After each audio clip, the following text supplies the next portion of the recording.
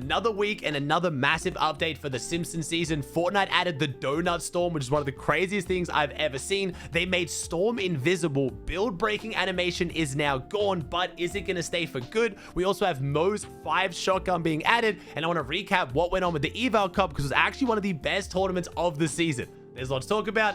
Let's jump into it.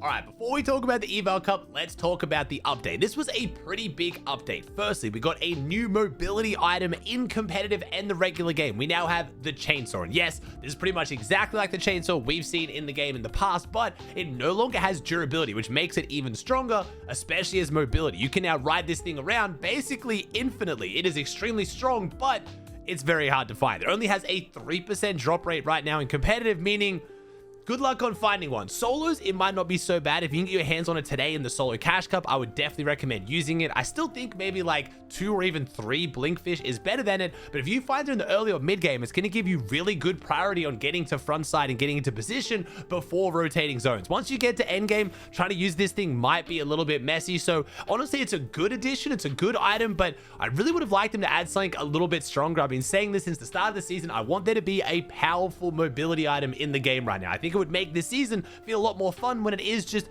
a goofy fun season. The Blinkfish are working pretty well, honestly, and since they increased the drop rate of them, a lot of people are able to get their hands on them after the fishing nerfs, but I just want something a little bit crazy. I just want something that's insane, because when I talk about the next thing in the update, the Donut Storm, you kind of get where I'm coming from. This is how I expected the Fortnite Simpsons season to go. Now, I don't know if I want this to be in competitive, and it's not in competitive, don't worry, but the Donut Storm basically is a circle appears on the map and giant donuts rain from the sky. They do 100 damage to players and they break any build in their path. It's like 30 junk rifts just landing on you out of the sky. It's crazy, it's chaotic, and I kind of want to see a little bit more of that in competitive. I don't want to go all the way to the Donut Storm, but when we're getting like, you know, Bart's slingshot that doesn't really do anything, when we're getting the deodorant applicator, doesn't really do anything, the chainsaw isn't really changing much. I feel like the competitive meta is surprisingly stale for a Simpsons season. Like, I really expected a lot of goofy craziness, and we're just not currently getting it. But some of you guys have been loving that, so I get it. I might be in the minority here. Now, 2 things I was asking for that we definitely got, and we almost got too much of: the Storm and build breaking animation. These are my 2 major complaints from the very start of this season. First off, the Storm was way too bright. It was a giant flashbang. You couldn't really see out of it when you're trying to shoot people in Storm. When you were in Storm trying to rotate in, you couldn't see anyone. It was a nightmare, especially on rotating zones. Fortnite's turned around and made it invisible. There is no Storm anymore. It's just a bunch of blue lines, and that's the only way you can tell where Storm is. And I'm gonna sound like a complainer here. I think it's too much. And again, come on, don't call me crazy. There has to be something in between these 2 things. It doesn't have to be a flashbang Storm or invisible. There's got to be a happy middle ground. Honestly, though, I will say, if I have to choose between those 2 things, I do prefer the current Storm. The invisible Storm is much better than the flashbang, but there are a lot of players, especially in competitive, saying that when they're in rotating zones now, they're just overwhelmed. They just cannot tell where Storm is and where it isn't. It's confusing them. Once you step in Storm, having the bright purple animation on the screen does help a lot more than what we used to have in Fortnite, but overall, I would like it to be dialed up a little bit, and my guess is that this will not be the permanent Storm. I'm guessing Fortnite will change how Storm looks in Chapter 7, and one thing I'm positive they're going to change is the build break animation. I was complaining about how it was too overwhelming. Just, you know, the whole forest was falling in your eyeballs every time you broke a floor. Now, there is no animation. They completely removed it. When builds break now, they just disappeared. They're just gone. This was actually a bug that you could exploit on console, and I've talked about in the past. If you plugged in 2 controllers to your console and logged into like a guest account or a second account, something like that, and then you left it running, when you broke builds while playing solos, they would just disappear. It was super, super strong, and a lot of console people would abuse this, especially in tournaments. Fortnite's now taken that and extended it to all of the builds in the game right now. Now, I know this is a bug, or I'm like 99% sure this is a bug, because when people were doing that console exploit, they patched it because they didn't want people having this build break animation. I think what's happened is Fortnite has heard a lot of people complaining about the Storm and the build break animation. understandably, and they don't have a fix for it without redesigning a new animation, and I'm guessing they're going to have a different animation in Chapter 7, and they don't want to reveal it, so they've just removed it for the rest of the Simpsons season. That has to be my guess. I don't know why they can't just go back to the build break animation and the storm of, last season, the non-Simpsons mini season, but for whatever reason, Fortnite's chosen not to. Now, this change, a lot of people like. It's way better for performance, it's way better for visibility, especially while fighting, and console players absolutely love it. When builds just break and disappear, it's so much better for console players, and I fully understand that. So you guys are loving it. I don't care if Fortnite keeps it like this. I just don't think they will, because it just doesn't look quite right. It looks like a bug, and I know Fortnite likes their game to look really polished and clean. So I'm guessing it's not going to stay this way, but honestly, I don't know. Last up in the update, we have Moe's gun. This is the 5 guns in 1. Now, I was worried this was going to be absurdly overpowered. I thought if they put it in competitive, it is going to be like meta-defining, super broken.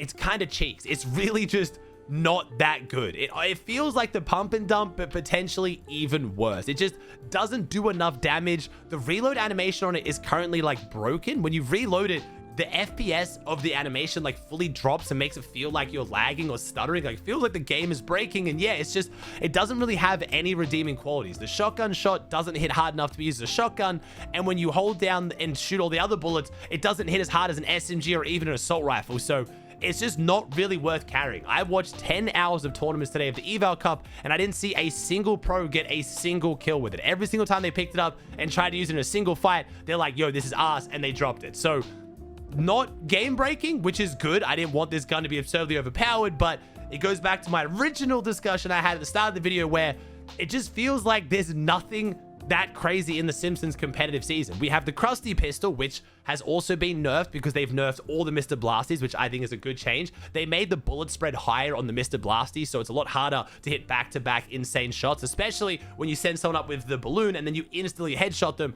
That's a lot harder now. I think that's a W change, but right now the Krusty pistol is pretty much the only like Simpson themed kind of goofy item we have in the game. And I just, again, a lot of people asking for that to be nerfed or vaulted. I kind of want to see them combat that by adding a whole bunch of other crazy goofy items that other teams get their hands on, so it's not just one team that has the broken pistol. Again, just my view of the mini season. I want it to be chaotic and super fun, so then we can go into Chapter 7 Season 1 with a more, base competitive meta and lock back in on FNCS. And this is the time when Fortnite competitive should feel a little bit crazy. Just me personally.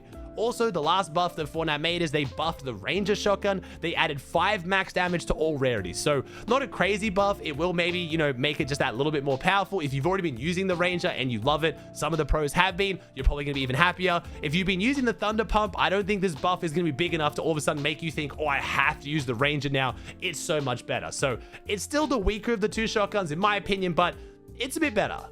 Let's talk about the Eval Cup. Now, this is the first Eval Cup finals we've seen on NA. It's the second on EU because we had the bug last week, but this finals didn't bug. And on NA, we had a champion duo. They're off to a bit of a weird start this season. They only formed at the end of last season. They weren't doing too hot, but they have found their form. Josh and Iomzo are absolutely popping off. Not only dominating opens, but getting a first, second, and first in the finals. Now, I would show their first win as well. It was pretty standard, pretty chill, but I want to show you their last win, their 11 kill win, because this shows just how well both these duo is playing right now. You don't know, Iomzo and Josh have come first, second. It's a victory cup format. If you win, you make $800. So they missed out on $1,600 by 2 placements. Yeah, right above. 100 back, 100. Oh my god, this is so sketchy. Holy f, they're playing this so well.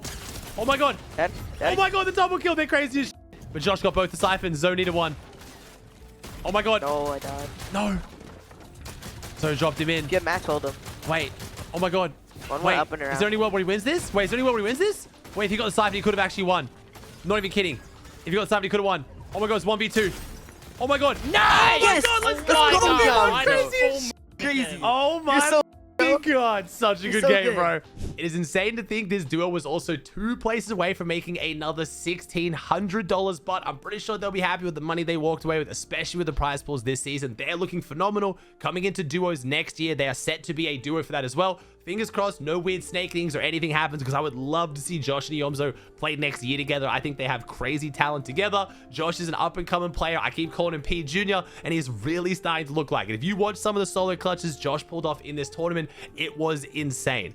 We also had Ozone and Veer winning a game, getting a 7 elim win in game 2. They also got a 3 elim 5th in game 4. And then we had Visuals and Braves get a 5 elim win of game 3, and they also got a 6 elim 6. So a lot of teams doing very consistent. We had Rapid and Threats who managed to get a 4th. We had Acorn and Bolts get a 4th, 9th, 3rd, and 18th. So 3 games inside the top 10, looking very, very solid. There is one big team missing, pretty much our eval champions, Clix and Higgs, who unfortunately didn't actually make the finals. Now, the format in Opens is a little bit weird. I've talked about this. With the 21-minute games that take place now in the Simpsons season, it's kind of weird for a lot of the qualifiers. So Eval Cup has always been 7 games, 2 hours. That's when games took 28 minutes. So if you died once or twice off spawn, it wasn't too bad, as long as you do well in your next few games. But if you die twice off spawn in this format, you basically have to get 4 top 3s in your next 5 games, or usually 4 wins and still a decent game. So that's unfortunate happening to Clix and Higgs. They went down 3 times on spawn. They had to try to win 4 games in a row or get 4 high placements. They got a 1st, then they got a 2nd, then they got a 4th, and then unfortunately they had to try to go for like a 20-something kill win in their last game and weren't able to get it. So it was a bit unfortunate, but it is the way it goes with this format. There's only one more Eval Cup, but I would love to see Fortnite potentially add like 1 or 2 games to the Opens. I think it would make it a lot more fair and exciting, but it's an Eval Cup. At the end of the day, it's not a huge stress. As far as some of the other big teams, we had Ritual and Poyo qualify to the finals, which, as you can imagine, means that Pete and Poyo didn't play together. Pete actually didn't play the tournament at all. He said he got on for it, but he ended up having to download an update because he forgot there was an update. It wasn't going to be downloaded in time, so he just went and played Valorant. Ritual and Poyo didn't really do that well. They got a 39th, 36th, 35th, and 21st, so pretty rough tournament for them. Fair to say, I don't think they're locked in and trying that hard, but across the board, it was a really fun tournament on NA.